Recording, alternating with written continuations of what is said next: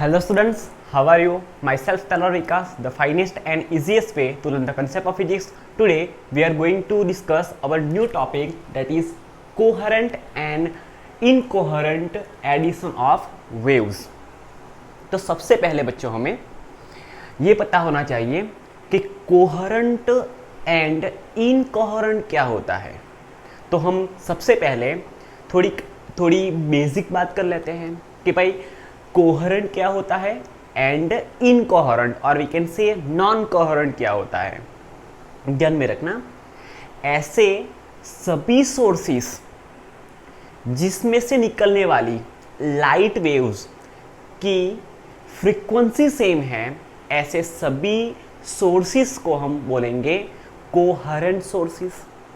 For example, if we have two different source of light, first source में से निकलने वाली लाइट वेव्स की फ्रीक्वेंसी है, एंगुलर फ्रीक्वेंसी है सपोज ओमेगा जितनी। सेकंड सोर्स ऑफ लाइट में से निकलने वाली जो लाइट वेव्स है उसकी एंगुलर फ्रीक्वेंसी भी है सपोज ओमेगा जितनी। तो दोनों सोर्स में से निकलने वाली लाइट वेव्स की frequency, we can say angular frequency, अगर सेम है तो ऐसे सोर्सेस को हम बोलेंगे coherent sources. And the source from which, और वी कैन से ऐसे सोर्स जिसमें से निकलने वाली जो लाइट वेव्स है उनकी फ्रीक्वेंसी अगर सेम ना हो तो ऐसे सोर्स को हम बोलेंगे इनकोहेरेंट और we can say non coherent source.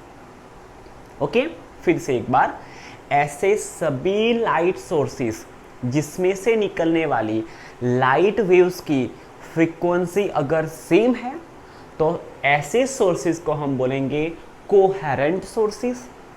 And ऐसे सोर्स जिसमें से निकलने वाली लाइट वेव्स की फ्रीक्वेंसी अगर डिफरेंट है तो ऐसे सोर्स को हम बोलेंगे नॉन कोहेरेंट और इनकोहेरेंट सोर्स।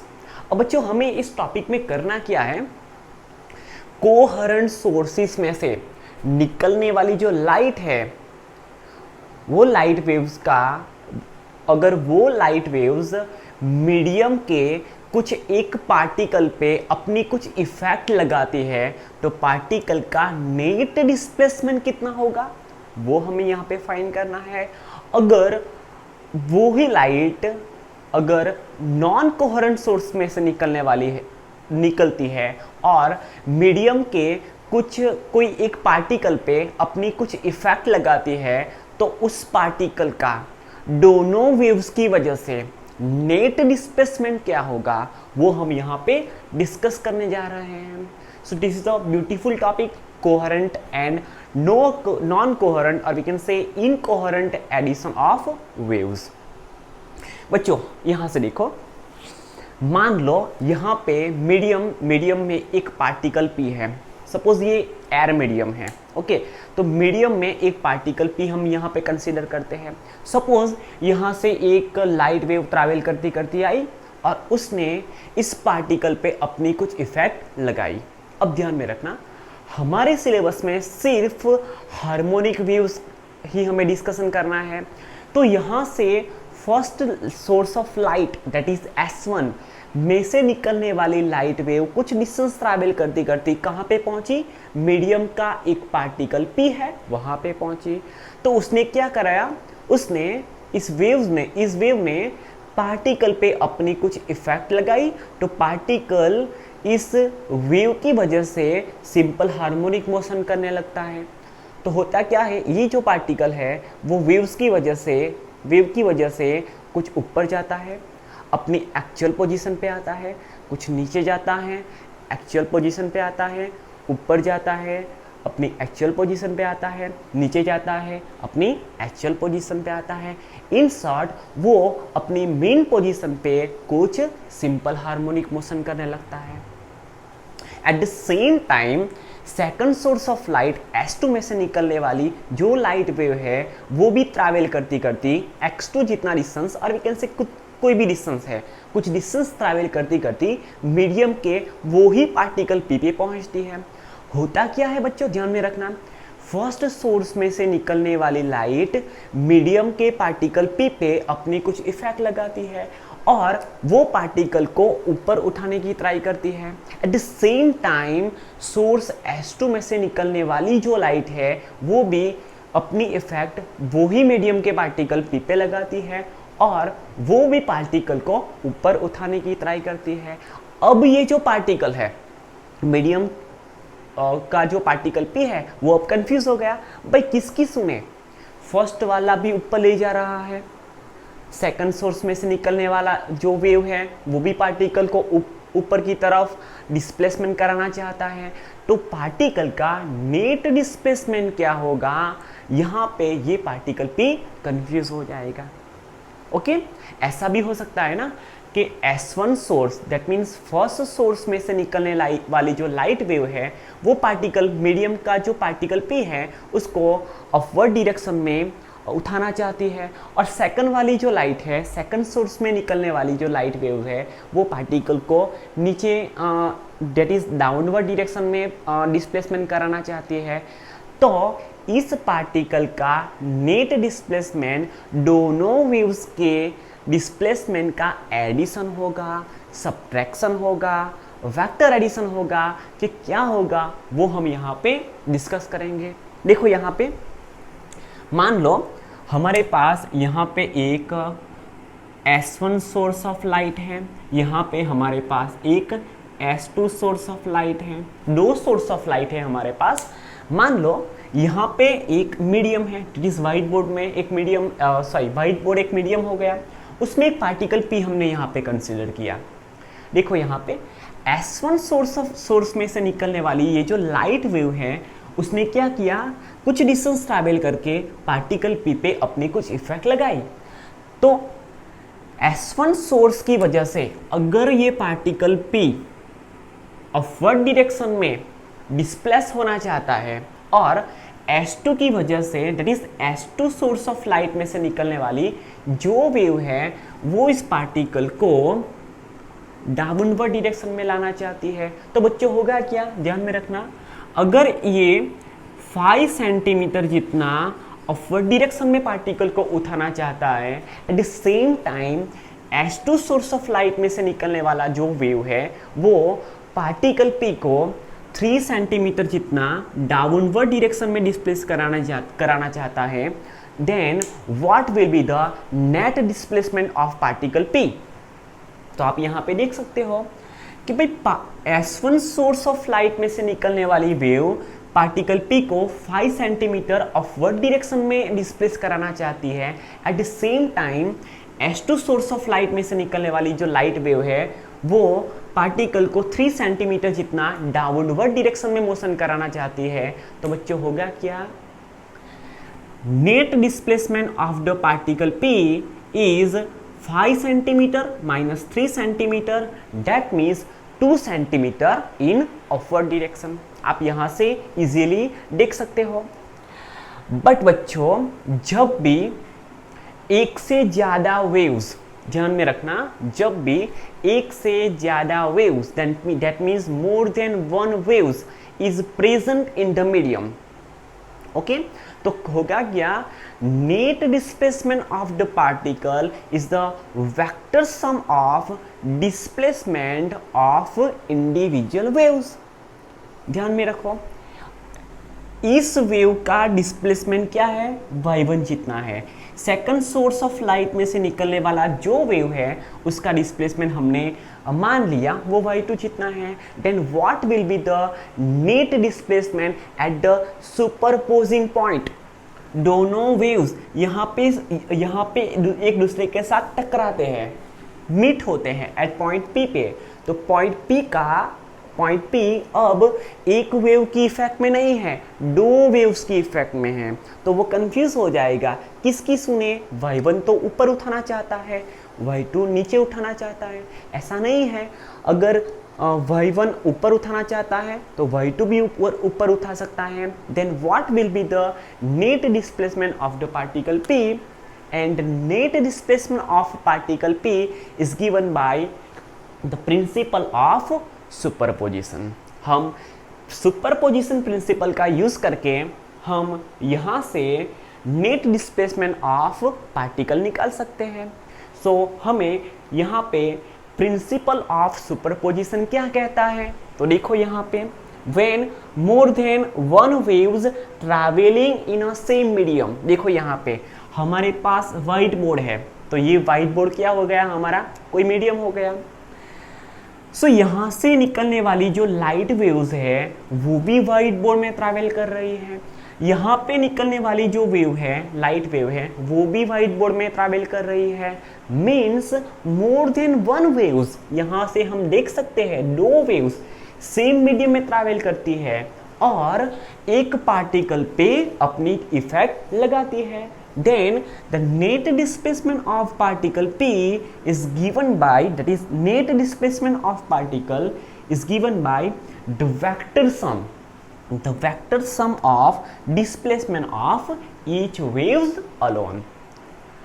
दोनों waves का जो डिस्प्लेसमेंट है उसका वेक्टर एडिशन जितना वो पार्टिकल का नेट डिस्प्लेसमेंट होगा। हम यहाँ से with the help of principle of superposition निकाल सकते हैं। बच्चों आपने चैप्टर नंबर 1 स्टडी किया है, लर्न किया है ऑलरेडी, तो उसमें जब कोई चार्ज पे मोर देन वन चार्ज अपनी कुछ इफेक्ट लगाते हैं तो net force on a given charge how can we find. तो बच्चों हम क्या करते थे, सभी चार्जेस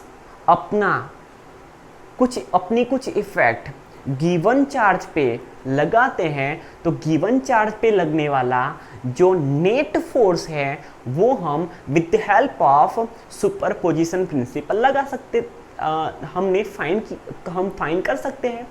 सेम बच्चों, सेम कंसेप्ट हम यहाँ पे यूज करेंगे। अगर more than one wave present है कुछ मीडियम में और मीडियम के कोई एक पार्टिकल पे वो सभी वेव्स अपने कुछ इफेक्ट लगा रहे हैं और पार्टिकल को सिंपल हार्मोनिक मोशन कराना चाहते हैं, तो पार्टिकल का नेट डिस्प्लेसमेंट क्या होगा वो हम with the help of principle of superposition निकाल सकते हैं। चलो बच्चों अब ध्यान में रखना, हम नेट डिस्प्लेसमेंट निकालने की यहाँ पे ट्राई करते हैं। मान लो हमारे पास व्हाइट बोर्ड एक मीडियम है हमारा, उसमें हमारे पास एक पार्टिकल P है, मीडियम का ही एक पार्टिकल P है हमारे पास जो हमने यहाँ पे कंसीडर किया है। हमारे पास यहाँ पे दो सोर्स ऑफ लाइट है। फर्स्ट सोर्स को हमने रिप्रेजेंट किया है with the help of S1 and second source को हमने यहाँ पे रिप्रेजेंट किया है with the help of S2। अब ध्यान से सुनना, S1 सोर्स में से निकलने वाली जो लाइट वेव है वो कुछ x1 जितना डिस्टेंस ट्रैवल करती हुई पार्टिकल P पे पहुंचती है। At the same time S2 source में से निकलने वाली जो लाइट वेव है वो x2 जितना डिस्टेंस ट्रैवल करती हुई पार्टिकल P पे पहुंचती है। आप यहाँ से देख सकते हो, in compare to distance travel by light waves emitting from source S1 is less than the distance traveled by the light waves emitting from source S2। S2 source में से निकलने वाली जो लाइट वेव है उसने जो डिस्टेंस ट्रैवल किया x2, उसकी कंपेयर में S1 source of light, S1 source में से निकलने वाली जो लाइट वेव है उसने कुछ कम डिस्टेंस ट्रैवल किया। सो हम यहाँ से देख सकते हैं x2 is greater than x1। अब बच्चों ध्यान में रखना, हमने चैप्टर नंबर 15 में, हमने 11 साइंस में सेकंड सेम में chapter number 15 that is waves में बच्चों हमने पढ़ा था कि वेव्स का जो डिस्प्लेसमेंट है उसको हम y is equal to a sine omega t plus kx से रिप्रेजेंट कर सकते हैं। मान लो यहाँ से निकलने वाली जो लाइट वेव है वो यहाँ से निकलती है तो उसका डिस्प्लेसमेंट है y1 is equal to a1 sine omega t plus kx। ध्यान से सुनना, यहां से निकलने वाली जो लाइट वेव है at time t is equal to 0, ये बात भी ध्यान से सुन लेना, जब ये दोनों सोर्स में से लाइट जस्ट एमिट होती है, that means at time t is equal to 0, the displacement of wave emitting from source S1 is given by y1 is equal to a1 sin omega t plus kx, where y1 is the displacement of particle. ध्यान में रखना, y1 is displacement of particle, a1 is amplitude of particle, omega is a angular frequency of light wave, t is time, k is relative term to wavelength lambda, and k is known as wave vector. ये जो k है वो wavelength से कुछ related term है, वो क्या है वो हम later on discussion करेंगे. And x is distance travelled by wave. ध्यान से सुनना, y1 क्या है, डिस्प्लेसमेंट ऑफ पार्टिकल, a1 क्या है, amplitude of particle, that means maximum displacement of particle. Sine और कॉस, यहाँ पे हम कॉस भी लिख सकते हैं, साइन एंड कॉस है वो हार्मोनिक फंक्शन है, बिकॉज ये यहाँ से जो निकलने वाली जो लाइट वेव है वो हमारे सिलेबस में हार्मोनिक लाइट है, हार्मोनिक वेव्स है. Omega is angular frequency of wave, T is time, K is wave vector and X is displacement of wave. Same for second source, S2 source में से निकलने वाली लाइट का जो displacement है, that is particle का जो डिस्प्लेसमेंट है वो y2 is equal to a2 sine omega t plus kx से हमने रिप्रेजेंट किया है, where a2 is displacement of particle, वो मैक्सिमम a2 जितना डिस्प्लेसमेंट करा सकता है, किसको, पार्टिकल p को, sine omega t plus kx. बच्चों आप यहाँ से देख सकते हो कि दोनों सोर्स में से निकलने वाली लाइट की जो एंगुलर फ्रीक्वेंसी ओमेगा है वो यहाँ पे सेम है. ध्यान से सुनना, यहाँ से हमने क्या देखा बच्चों, ये आपको जो ब्रैकेट वाला पोर्शन दिख रहा है ना उसको हम फेज बोलेंगे. क्या बोलेंगे, फेज बोलेंगे. और फेज क्या है वो भी हम लेटर ऑन डिस्कशन करने वाले हैं. ये जो ब्रैकेटेड पोर्शन है उसको हम फेज बोलेंगे. सो यहाँ से आप देख सकते हो omega that is angular frequency of waves emitted from first source is equal to, that is omega, that is the angular frequency of waves emitted from second source. दोनों source of light में से निकलने वाली, emit होने वाली जो light है वो दोनों light की angular frequency same है.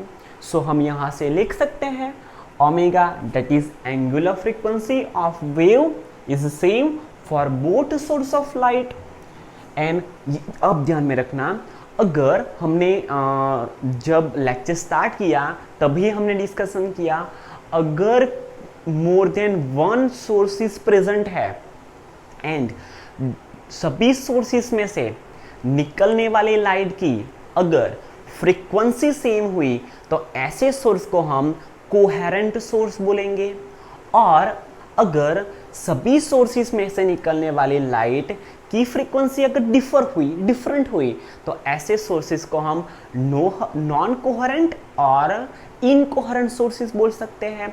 यहाँ से आप देख सकते हो बच्चों कि फर्स्ट सोर्स की जो एंगुलर फ्रीक्वेंसी, फर्स्ट सोर्स में से निकलने वाली जो लाइट वेव है उसकी angular frequency and second source में से निकलने वाली जो लाइट वेव है उसकी एंगुलर फ्रीक्वेंसी यहाँ पे सेम है. So both are S1 and S2 both are coherent sources. अब जो हमने जब चैप्टर नंबर 15 लर्न किया था हमारे 11 साइंस में तो हमने ऐसा भी देखा था, angular frequency omega is equal to 2 pi multiply by frequency. So omega is equal to 2πf। दोनों सोर्स में से निकलने वाली लाइट वेव की एंगुलर फ्रीक्वेंसी सेम है तो उसकी फ्रीक्वेंसी भी सेम होगी। So frequency f is same for both light waves emerging from source S1 and source S2। अब बच्चों देखो, हमने स्टार्टिंग में ही बात की, ये व्हाइट बोर्ड है वो हमारा मीडियम हो गया, और ये जो पार्टिकल P है वो व्हाइट बोर्ड का कोई पार्टिकल है। तो यहाँ पे मीडियम भी सेम है तो निकलने वाली जो लाइट वेव है उसकी वेलोसिटी भी कैसी होगी, सेम होगी। सो velocity of both waves of light is also same because medium is same, and k is wave vector and wave vector k is equal to 2π divided by lambda. और बच्चों ये k is equal to 2π divided by lambda कैसे आता है वो हमने 11 science में chapter number 15 में ऑलरेडी डिस्कस किया है। सो हम यहाँ से डायरेक्ट लिखेंगे wave vector k is equal to 2π divided by lambda, where lambda is a wavelength of light.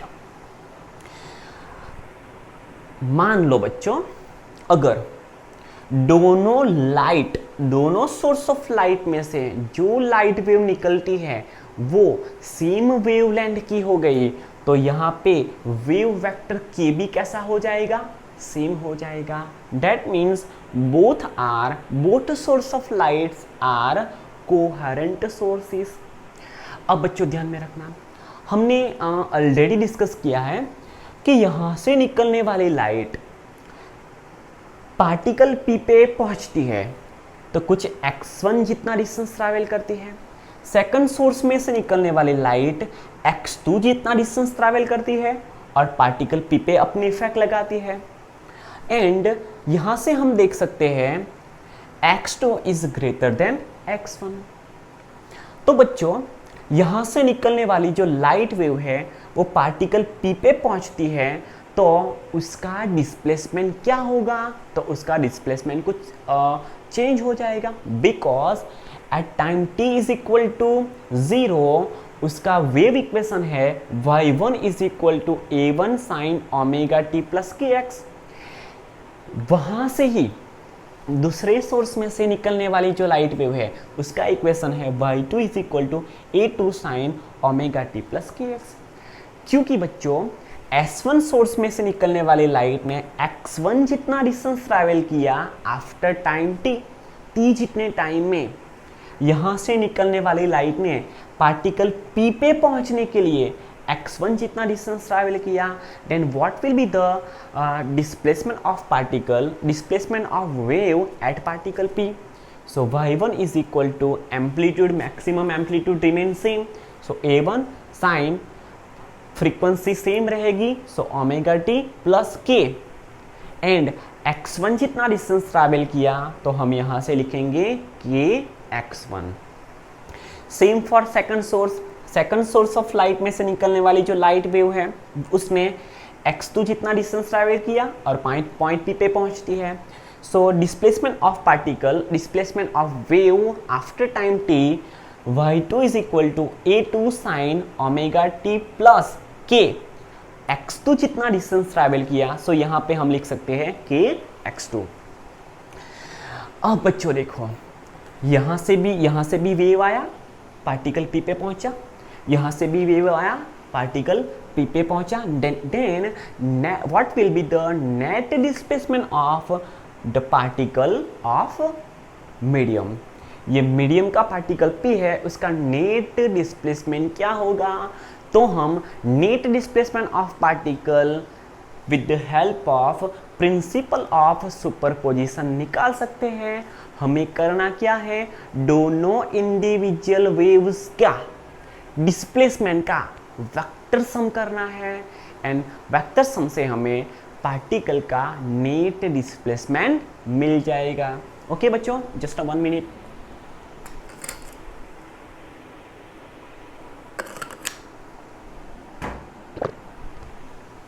चलो देखो, net displacement of particle after time t is a vector sum of the displacement of individual wave. So y net is equal to y1 plus y2. अब बच्चों y net is equal to y1 कितना है, a1 sin omega t plus k x1 जितना है, and y2 है a2 sin omega t plus k x2.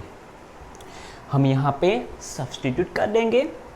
अब बच्चों देखो ध्यान से, ये इक्वेशन था फर्स्ट वेव का आफ्टर टाइम t. ये इक्वेशन है सेकंड सोर्स ऑफ लाइट में से निकलने वाले लाइट वेव का आफ्टर टाइम t. जब बच्चों दोनों वेव्स पार्टिकल p पे पहुंच जाते हैं तो पार्टिकल p अब ध्यान में रखना, combination of simple harmonic motion करने लगता है. फर्स्ट ये पार्टिकल ध्यान से सुनो, ये particle first source that is S1 में से निकलने वाली लाइट वेव आई टुन करते करते, और उसने पार्टिकल को सिंपल हार्मोनिक मोशन कराने की ट्राई की. At the same time S2 source में से निकलने वाली लाइट आई टिनिन करती करती, और उसने पार्टिकल को सिंपल हार्मोनिक मोशन कराने की ट्राई की. बच्चों ये जो पार्टिकल p है वो अब सिंपल हार्मोनिक मोशन नहीं करेगा, वो combination of simple harmonic motion करेगा, बिकॉज नाउ पार्टिकल p पे दो वेव्स अपनी इफेक्ट लगा रहे हैं. सो हो क्या गया, ये भी सिंपल हार्मोनिक मोशन कराने की ट्राई करेगा, ये भी सिंपल हार्मोनिक मोशन कराने की ट्राई करेगा. पार्टिकल p क्या करेगा, combination of simple harmonic motion करेगा. And in this condition the net displacement of particle p depends on phase different. किस पे डिपेंड करेगा, फेज डिफरेंट पे डिपेंड करेगा. तो बच्चों हमने देखा कि दो कोहेरेंट सोर्सेस में से निकलने वाली लाइट वेव्स जब कोई एक पार्टिकल पे अपनी इफेक्ट लगाती है, that means with the help of superposition हम उसका नेट डिस्प्लेसमेंट फाइंड कर सकते थे. तो net displacement can be given by y net is equal to a1 sin omega t plus k x1 plus a2 sin omega t plus k x2 हमने यहाँ पे derive किया है. अब बच्चों देखना ध्यान से, हमने ऐसा देखा कि ये जो नेट डिस्प्लेसमेंट पार्टिकल का जो होगा वो डिपेंड करेगा फेज डिफरेंस पे. तो बच्चों फेज डिफरेंस क्या है, मान लो मीडियम का एक पार्टिकल p यहाँ पे है, यहाँ से दोनों वेव्स निकलते हैं. ध्यान से सुनना, यहाँ से दोनों वेव्स निकलते हैं, दोनों वेव एक साथ मोशन करते हैं, प्रोपोगेट होते हैं. जब फर्स्ट वेव ध्यान से सुनना, जब फर्स्ट वेव अपवर्ड डायरेक्शन में मोशन करता है, अपवर्ड डायरेक्शन में जाता है, तब सेकंड वाला भी अपवर्ड में जाता है, फिर डाउनवर्ड में, दोनों साथ साथ अपवर्ड डाउनवर्ड, मीन्स दोनों सेम फेज में हैं, ऐसा हम कह सकते हैं. पर बच्चों अगर फर्स्ट वाला पार्टिकल को ऊपर ले जाने की ट्राई कर रहा है, at the same time second वाला जो वेव है वो पार्टिकल को नीचे ले जाने की ट्राई कर रहा है, तो गिवन पॉइंट पे दोनों वेव्स कुछ फेज में कुछ डिफरेंट हो गए. तो यहाँ पे दोनों का फेज डिफर कर जाएगा. फिर से सुनना ध्यान से, अगर यहाँ पे मीडियम का कोई पार्टिकल p है, यहाँ से निकलने वाले दो लाइट वेव्स हैं वो सेम फेज में ट्रैवल करते हैं, तो दोनों के बीच का जो फेज डिफरेंस है वो 0 होगा. बट अगर बच्चों यहाँ पे जो पार्टिकल p है, S1 सोर्स में से निकलने वाला जो लाइट वेव है वो इस पार्टिकल को अपवर्ड डायरेक्शन में मोशन कराने की ट्राई करता है. At the same time second source S2 में से निकलने वाली जो लाइट वेव है वो पार्टिकल P2 को डाउनवर्ड डायरेक्शन में मोशन कराने की ट्राई करता है. तो इस पार्टिकल P पे दोनों वेव्स फेज में डिफर कर गए, तो यहाँ से हमें क्या मिलेगा, फेज डिफरेंस मिलेगा. और पार्टिकल का जो नेट डिस्प्लेसमेंट होगा वो डिपेंड किस पे करेगा, फेज डिफरेंट पे डिपेंड करेगा। फर्स्ट वाला अपवर्ड डायरेक्शन में ले जाने की ट्राई कर रहा है, सेकंड वाला नीचे ले जाने की ट्राई कर रहा है, तो पार्टिकल का नेट डिस्प्लेसमेंट कितना होगा वो डिपेंड करेगा फेज डिफरेंट पे। दोनों वेव्स के बीच में गिवन पॉइंट पे कितना फेज डिफरेंट है उसके डिपेंड हम क्या निकाल सकेंगे, जो पार्टिकल पे दोनों वेव्स इंटरैक्ट करते हैं, दैट इज मीट होते हैं, तो उस पार्टिकल का नेट डिस्प्लेसमेंट क्या होगा वो हम फाइंड कर सकते हैं with the help of phase different. So ध्यान से सुनो, ये वाला हो गया, ये वाला जो ब्रैकेटेड पोर्शन है वो हो गया फर्स्ट वेव का फेज एंड ये वाला हो गया सेकंड वेव का फेज। अब बच्चों ध्यान से सुनो, x1 डिस्टेंस ज़्यादा है कि x2 डिस्टेंस ज़्यादा है, हमने देखा था भाई x2 second source of light में से निकलने वाला जो लाइट वेव है, निकलने वाली जो लाइट वेव है वो पार्टिकल P पे पहुंचती है तो वो x2 जितना डिस्टेंस ट्रैवल करती है and same for S1 source में से निकलने वाली लाइट B पॉइंट P पे पहुंचती है बट वो कम डिस्टेंस ट्रैवल करती है x1 जितना और P पे पहुंच जाती है। So in compare to distance travel by light waves emitted from source S1 is less than the distance travel by light waves to reach at point P। So हम यहाँ से लिख सकते हैं x2 is greater than x1। सो अगर x2 ज़्यादा हो गया बच्चों तो ये वाला phase that means second waves का जो फेज है वो फर्स्ट वेव के फेज से कुछ ज़्यादा होगा। और बच्चों जब हम डिफरेंट फाइंड करते हैं तो ज़्यादा में से कम को सब्ट्रैक्ट करते हैं, तो यहाँ से हम फेज डिफरेंट फाइंड करेंगे। This is a phase of first wave that is phi1 is equal to omega t plus k x1। Second for second wave, sorry, phi2 is for second wave, phi2 is equal to omega t plus k x2. Now this phase is greater than the phase of second wave is greater than phase of first wave, so we can subtract first one from second one. So delta phi, that is phase difference between two waves, phi2 minus phi1. phi2 की जगह पे हम ये लिखेंगे और phi1 की जगह पे हम ये लिखेंगे एंड हम इसको सिंप्लीफाई करेंगे तो हमें क्या मिलेगा, omega t plus k x2। यहाँ पे नेगेटिव साइन है तो ये पूरा पोर्शन नेगेटिव से मल्टीप्लाई हो जाएगा, so we can write minus omega t and यहाँ पे प्लस माइनस, सो वो माइनस हो जाएगा माइनस के x1। अब देखो यहाँ पे ओमेगा टी एंड यहाँ पे माइनस ओमेगा टी है, so omega t and minus omega t cancel out हो जाएगा। सो हमारे पास रहेगा delta phi that is phase different, delta phi is equal to k x two minus k x1। यहाँ से हम k that is wave vector को common निकालेंगे तो delta phi that is phase different, phi is represent, ये phi क्या represent करता है, phase different. So delta phi is equal to k x2 minus x1। बच्चों आप यहाँ पे डेल्टा फाई नहीं लिखना चाहते और अगर आप फाई लिखना चाहते हो तो according to our NCERT textbook आप फाई भी लिख सकते हो। सो डेल्टा फाई और phi is equal to k x2 minus x1। बच्चों यहाँ पे फेज डिफरेंट और पार्ट डिफरेंट के बीच का कुछ रिलेशन हमें मिला और इस x2 माइनस x1 को हम बोलेंगे x1 is the distance traveled by waves emitted from second source and x1 is the distance traveled by waves emitted from first source। दोनों में से निकलने वाली लाइट वेव ने कुछ डिफरेंट डिस्टेंस ट्रैवल किया तो उसकी वजह से हमें दोनों वेव्स में कुछ पाथ डिफरेंट मिला और उस पाथ डिफरेंट की वजह से हमें क्या मिला, फेज डिफरेंट मिला। यहाँ से आप देख सकते हो डेल्टा फाई डिपेंड्स ऑन के, तो भाई कांस्टेंट है 2 डिवाइडेड बाय लैम्बडा, तो यहाँ पे x2 माइनस x1 दोनों वेव्स के बीच में कुछ पार्ट डिफरेंट मिला तो उसकी वजह से कुछ फेज डिफरेंट मिला।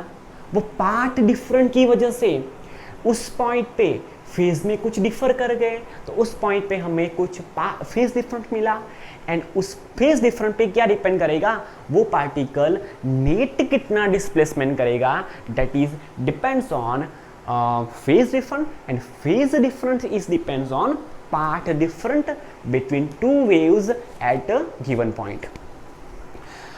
अब बच्चों देखो हम नेट डिस्प्लेसमेंट पार्टिकल का कैसे निकाल सकते हैं, तो देखो यहाँ पे ध्यान से सुनना, एकदम ध्यान से सुनना।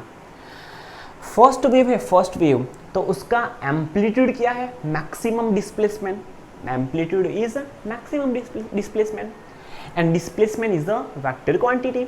सो फर्स्ट वेव का एम्पलीट्यूड है, आप यहाँ से देख सकते हो a1 जितना है, सेकंड वेव का एम्पलीट्यूड है a2 जितना। तो यहाँ से हम नेट डिस्प्लेसमेंट निकालने की ट्राई करें तो ध्यान से सुनना, हम with the help of parallelogram method to add for the addition of two vector, हम यहाँ से दो वेक्टर का एडिशन करके रिजल्टेंट वेक्टर निकाल सकते हैं।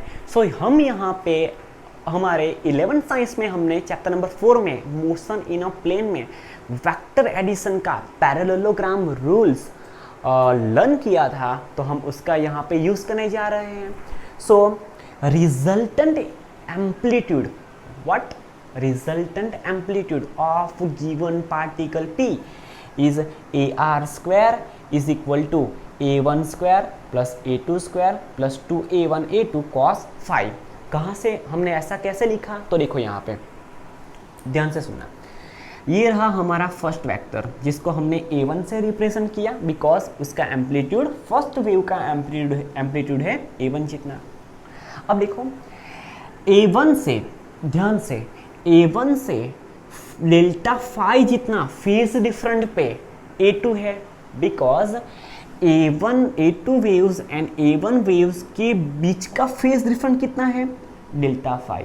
एंड कौन आगे है, तो भाई A2 वाला आगे है बिकॉज x2 यहाँ पे ज़्यादा है। फिर से एक बार, यहाँ पे x2 डिस्टेंस ज़्यादा है, सो यहाँ पे फेज सेकंड वाला वेव, सेकंड सोर्स में से निकलने वाली जो लाइट वेव है उसका फेज फर्स्ट सोर्स में से निकलने वाली लाइट वेव से कुछ ज़्यादा है। सो यहाँ से हम लिख सकते हैं, ये रहा हमारा A1 वेक्टर, उससे कुछ आगे, उससे कितना आगे, डेल्टा फाई, और वी कैन से फाई जितना आगे, ये रहा हमारा A2 वेक्टर।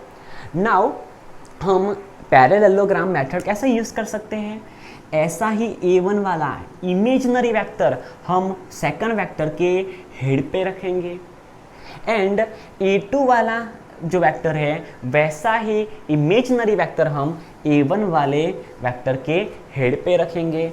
सो ये रहा A2, तो ये भी हो जाएगा A2। ये रहा हमारा A1 वेक्टर, तो ये भी हो जाएगा हमारा A1 vector. Now for the addition of two vector with the help of parallelogram method to find the resultant amplitude, what we have to do, we have to draw the new vector from tail to tail to head to head। दोनों vector का tell जहाँ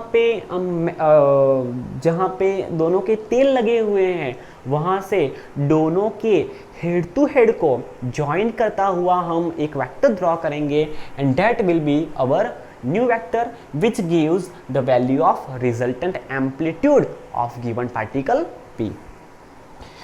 and बच्चों हमारे पास एक equation है हमारे पास, because that is resultant vector R is equal to vector A plus vector B। हमने ऐसा 11th साइंस में स्टडी किया था।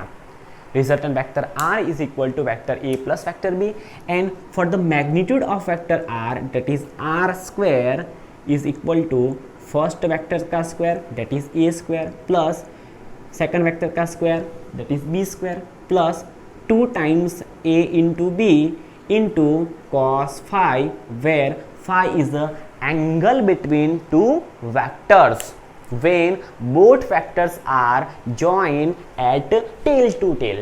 जब दोनों vector tail to tail joint हुए हैं तब उन दोनों के बीच में जो एंगल फॉर्म होता है उसको हम यहाँ से cos phi के फॉर्म में लिखते हैं। सो a1 square that is sorry a square in our case that is a1 square plus b square a2 square plus 2 times a1 a2 cos phi। अब बच्चों ये रहा, हमें यहाँ से हमें मिला resultant amplitude of particle p। भाई पार्टिकल का रिजल्टेंट एम्पलीट्यूड क्या होगा, बट पार्टिकल का रिजल्टेंट डिस्प्लेसमेंट क्या है वो हमें यहाँ पे फाइंड करना है। देखो यहाँ पे y is equal to y net is equal to, और वी कैन से हमारे पास इक्वेशन था ना, देखो यहाँ पे एक इक्वेशन हम लिख सकते हैं y इज इक्वल टू, दिखेगा यहाँ पे आपको नहीं दिखेगा ना, ओके ओके कहाँ पे लिखेंगे, we don't have space, okay यहाँ पे हम लिख लेते हैं y is equal to a sine omega t plus k x. बच्चों हमने ऐसा वेव इक्वेशन लिखा था, तो देखो यहाँ पे हमें ये a है उसकी जगह पे हमें रिजल्टेंट वेक्टर मिल गया, सो हम यहाँ से लिख सकते हैं रिजल्टेंट वेक्टर ए आर। तो हमें यहाँ से रिजल्टेंट डिस्प्लेसमेंट भी मिलेगा वाई आर, वो हमें फाइंड करना है। So Y are is equal to A R, हमने यहाँ पे लिख लिया sine as it is omega T. अब बच्चों हमें यहाँ पे क्या लिखना है, तो देखो ये वाला ए आर वैक्टर है वो a1 वेक्टर से कितना आगे है, थीटा जितना एंगल आगे है, पता चल रहा है भाई। ये रहा हमारा a1 वेक्टर, ये रहा हमारा a2 वेक्टर, दोनों के टेल टू टेल मैच हुए हैं, तब उनके बीच का फेस डिफरेंस है डेल्टा फाई जितना। अब हमने with the help of parallelogram method हमने रिजल्टेंट वेक्टर ए आर निकाला, तो ये रहा ए आर वो a1 वेक्टर से कितना आगे है, थीटा जितना आगे है। सो हम यहाँ पे a1 का फेस तो लिखेंगे ही, तो बट उसमें क्या ऐड करेंगे, थीटा ऐड करेंगे, बिकॉज a1 से ar कितना आगे है, a1 जितना तो है ही, लेकिन a1 से ar थीटा जितना आगे है। सो हम यहाँ से लिख सकते हैं resultant displacement y are is equal to resultant amplitude a r sine. अब देखो a1 वाला फेस, a1 का फेस कितना है omega t plus k x one, but A R का फेज a1 से कितना आगे है, थीटा जितना आगे है। सो हम यहाँ से थीटा लिख लेंगे। अब बच्चों थीटा हम कैसे निकालेंगे, फिर से पैरेललोग्राम मेथड यूज़ करो। हमने पैरेललोग्राम मेथड के बेस पे रिजल्टेंट फैक्टर फर्स्ट वेक्टर से कितना आगे होता है वो फाइंड करने के लिए, दैट मीन्स थीटा फाइंड करने के लिए हम एक फार्मूला डिराइव की थी हमने 11 साइंस में चैप्टर नंबर 4 में, तो हम वही फार्मूला यहाँ पे यूज़ करेंगे। tan theta is equal to b sine phi divided by a plus b cos phi. हमारे केस में b क्या, b कौन सा है, b है हमारा a2 एंड a है हमारा a1। सो हम यहाँ पे लिखेंगे so tan phi is equal to a2 sine phi divided by a1 plus a2 cos phi. अब आपको ये तो आना चाहिए। अब आप हमें ये नहीं पूछ सकते सर ये कहाँ से आया। हाँ हमने ये चैप्टर नंबर 4 11 साइंस में मेसोनीना प्लेन में सीखा था कि अगर हम दो वेक्टर का vector addition with the help of parallelogram method निकालते हैं और हमें जो रिजल्ट वेक्टर मिलता है वो फर्स्ट वेक्टर से कितना एंगल फॉर्म करता है, सो वो एंगल हम इस फार्मूला के बेस पे निकाल सकते हैं। और फोर्थ चैप्टर में हमने ये फार्मूला डिराइव किया था। Okay, and if you wish to learn this formula you can search or you can read your 11 science textbook. So tan phi is equal to a2 sin phi divided by a1 plus a2 cos phi. अब बच्चों ये जो मैं बात करने जा रहा हूँ वो मोस्ट इम्पोर्टेंट बात है। आप ये कंसेप्ट सीख गए तो आपको जब कब एडिशन करना है, कब सब्ट्रैक्शन करना है, कब वेक्टर रूल्स यूज़ करना है, आप ये सब आपको समझ में आ जाएगा।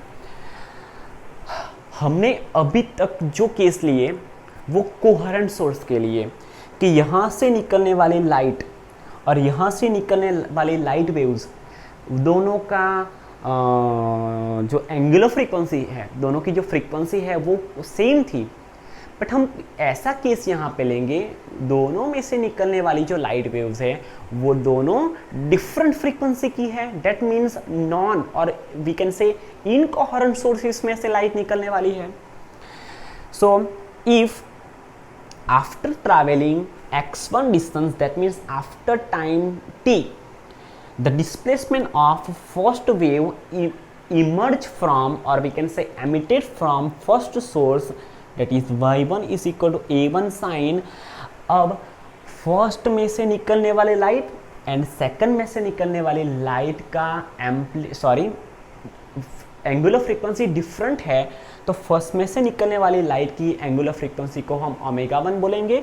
सो ये रही omega 1 plus k x1, because उसने x1 जितना डिस्टेंस ट्रैवल किया पॉइंट P पे पहुंचने के लिए।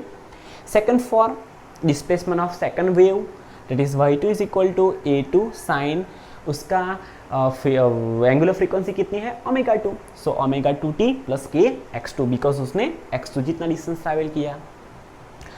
अब आपको फेज डिफरेंस फाइंड करने के लिए आता है, ये रहा phase of second wave, this is phase of first wave. ये डिस्टेंस x2 ज़्यादा है, सो वो फेज ज़्यादा होगा। हम ज़्यादा फेज में से कम फेज सब्ट्रैक्ट करेंगे तो हमें मिलेगा phase difference between two waves at a given point. So delta phi is equal to phi 2, that is ये वाला पोर्सन, एंड माइनस फाई 1। हम इसको सिंप्लीफाई करेंगे तो हमें मिलेगा delta phi is equal to omega 2 minus omega 1 into t plus k x2 minus x1। अब ध्यान से सुनना, एकदम ध्यान से सुनना, जरा भी आमतेम हरकत मत कर देना। यहाँ से ओमेगा 2 माइनस ओमेगा 1 मीन्स दोनों वेव्स के बीच में फ्रीक्वेंसी का कुछ डिफरेंस है, एंड यहाँ पे उसके साथ टाइम मल्टीप्लाई हुआ है। सो ये जो डेल्टा फाई है in the case of non coherent source is a time independent portion. ये time dependent not independent, I am really sorry, time dependent portion है, टी पे डिपेंड करता है, यहाँ पे टी मल्टीप्लाई हुआ है। अगर बच्चों अगर फर्स्ट सोर्स में से निकलने वाली लाइट एंड सेकंड सोर्स में से निकलने वाली लाइट वेव की फ्रीक्वेंसी अगर सेम होती, डेट मीन्स दोनों अगर कोहेरेंट सोर्स होते तो यहाँ भी ओमेगा होता, यहाँ भी ओमेगा होता, सो ये पोर्शन तो ज़ीरो हो जाता। सो हमें डेल्टा फाई कितना मिलता, के x2 माइनस x1 जितना मिलता। ये रहा के x2 माइनस x1 जितना मिलता in the case of coherent source. But if we talk about non coherent sources, so हमें फेज डिफरेंस कितना मिलेगा, delta phi is equal to omega 2 minus omega 1 into T के x2 माइनस x1 जितना मिलेगा। Okay चलो अब बच्चों हम इंटेंसिटी की बात करते हैं कि जब हम कोहेरेंट सोर्स लेंगे तो जिस पॉइंट पे हमें इंटेंसिटी मिलेगी, यहाँ से भी लाइट आ रही है, यहाँ से भी लाइट आ रही है, पॉइंट P पे जब दोनों मीट होती है with the help of superposition principle, तो अगर उसका एम्पलीट्यूड मैक्सिमम हुआ, फिर से अगर जिस पॉइंट पे दोनों वेव्स मीट होती है वहाँ पे अगर एम्पलीट्यूड मैक्सिमम हुआ तो वो पॉइंट हमें ब्राइट डॉट मिलेगा, और जहाँ पे इंटेंसिटी मिनिमम हुई तो वो हमें डार्क डॉट मिलेगा, वहाँ पे डार्क पोर्शन होगा, और जहाँ पे एम्पलीट्यूड मैक्सिमम हुआ तो वो पोर्शन कैसा होगा बच्चों, ब्राइट पोर्शन होगा। सो हम यहाँ पे सुपरपोजिशन पॉइंट पे जहाँ पे दो वेव्स सुपर इम्पोज होते हैं, तो सुपरपोजिशन पॉइंट पे हमें इंटेंसिटी कैसे निकालेंगे, तो ये 1 मार्क्स MCQ और शॉर्ट क्वेश्चन में आ सकता है। Intensity is directly proportional to square of amplitude. ध्यान से सुनना, intensity is directly proportional to square of amplitude. If we remove the symbol of proportionality, what we have to do? We have to introduce one constant, and this is constant capital के। बच्चों wave vector is a small के। जब हम wave vector की बात करते हैं तो वो है स्मॉल के, and if you talk about this constant that means this constant is capital के। हम ए स्क्वायर को यहाँ पे फॉर्मूला सब्जेक्ट बनाएंगे, so A square is equal to I divided by capital K. अब बच्चों कोहेरेंट सोर्सेस के लिए हमें इक्वेशन मिला था, ये रहा, कहाँ पे गया, ये रहा, a are square is equal to a one square plus a two square plus 2a1 a2 cos phi, हमने यहाँ पे लिख लिया। अब बच्चों हम ए स्क्वायर की जगह पे आई बाई के लिख सकते हैं, तो यहाँ पे ए आर स्क्वायर की जगह पे हम आई आर डिवाइड बाई के लिख सकते हैं। समझ में आया? फिर से एक बार, I is equal to K A square, so A square is equal to I divided by K. Okay, so A are square, यहाँ पे A square is equal to I by K है, तो A are square is equal to I R divided by K होगा। सो हम यहाँ से क्या लिख सकते हैं, A are square is equal to I R divided by K. Instead of writing A one square we can write I one by K. Instead of writing a2 square we can write i2 by k by using this formula। अब बच्चों 2 as it is a1, a square की जगह पे हम लिख सकते हैं i by के, तो a की जगह पे हम लिख सकते हैं square root of i divided by K. So a1 की जगह पे हम लिखेंगे i square root of i1 by K, and a2 की जगह पे हम लिखेंगे square root of i2 divided by K, and cos phi remain as it is. Now K, यहाँ पे भी के है, यहाँ पे भी के है, यहाँ पे स्क्वायर रूट के मल्टीप्लाई होके के हो जाएगा। सो यहाँ पे सभी पोर्शन, सभी टर्म्स में से हमें डिवीजन में के कॉमन मिलता है, सो वो कैंसल आउट होगा on either side of an equation. So K is constant से K is cancel out, so I R is equal to I one plus I two plus 2 times I one I two cos phi. Now this is our most IMP equation to find the intensity of superposition point। जिस point पे medium के जिस particle पे दोनों waves meet हो गए तब उस पे इंटेंसिटी क्या होगी वो हम यहाँ से फाइंड कर सकते हैं।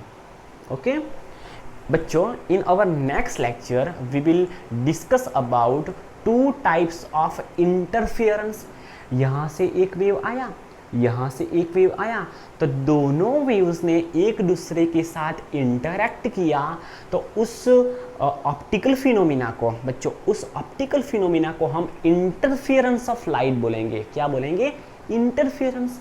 इसने इसकी लाइफ में, नॉट लाइफ, इसकी जो पाथ था, उसकी जो इंटेंसिटी, ये वाला इस पार्टिकल को ऊपर ले जाने की ट्राई कर रहा था, ये वाला आया तो उसने क्या बोला कि भाई नहीं, तेरी अकेले की नहीं सुननी है इस पार्टिकल को, मैं नीचे जा रहा हूँ।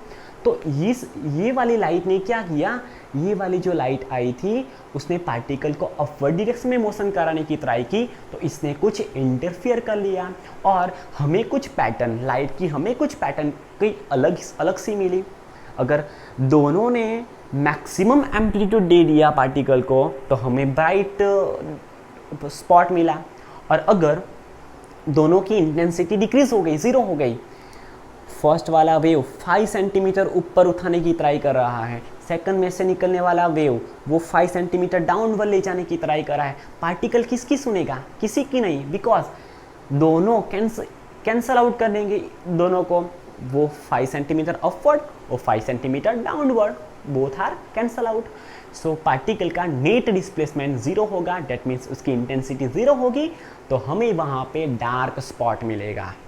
Okay, and this type of interference when we get dark spot is known as destructive interference, and the type of interference in which we get maximum amplitude, or we can that means maximum intensity point is known as constructive interference, जहाँ पे हमें maximum intensity मिलेगी उसको हम constructive, and जहाँ पे हमें minimum that is zero intensity मिलेगी उसको हम बच्चों बोलेंगे destructive interference. Now in our next lecture we will discuss about the condition for constructive and condition for destructive interference. Okay, तब तक बच्चों हम ब्रेक लेते हैं, काफ़ी टाइम हो चुका है.